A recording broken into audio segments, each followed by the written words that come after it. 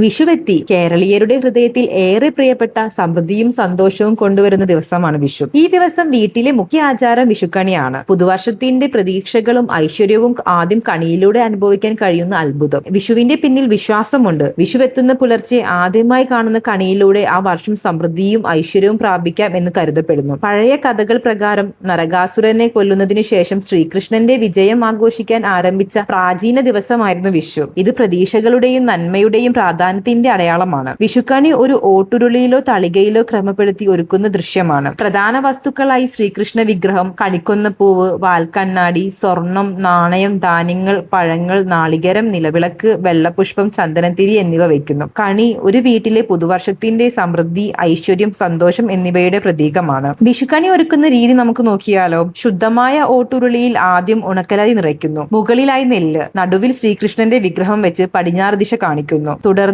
കണിക്കൊന്ന പൂവ്, വാൽക്കണ്ണാടി, സ്വർണം, നാണയം, ധാന്യങ്ങൾ, പഴങ്ങൾ, നാളികേരം എന്നിവ ക്രമത്തിൽ, നിലവിളക്ക്, വെള്ളപുഷ്പം, ചന്ദനത്തിരി എന്നിവ വെച്ച് കണിയുടെ പ്രകാശവും വിശുദ്ധിയും വർദ്ധിപ്പിക്കുന്നു. പുലർച്ചെ വീട്ടിലെ മുതിർന്ന സ്ത്രീകൾ എല്ലാവരുടെയും കണ്ണു പൊത്തി കണി കാണിക്കുന്നു. ഈ ദർശനം ഓരോ കൊല്ലത്തും ഐശ്വര്യത്തിന്റെയും സമൃദ്ധിയുടെയും പ്രതീകമാണ്. വിഷുവെത്തുമ്പോൾ ആദ്യം കാണുന്ന വിഷുക്കണി ആ വർഷം സന്തോഷവും ഐശ്വര്യവും സമൃദ്ധിയും നൽകും. നിങ്ങളുടെ വീട്ടിലും മനോഹരമായ വിഷുക്കണി ഒരുക്കി പുതുവർഷാരംഭം സന്തോഷത്തോടെയും ഐശ്വര്യത്തോടെയും ആഘോഷിക്കും. എല്ലാവർക്കും ഹൃദയം നിറഞ്ഞ വിഷു ആശംസകൾ.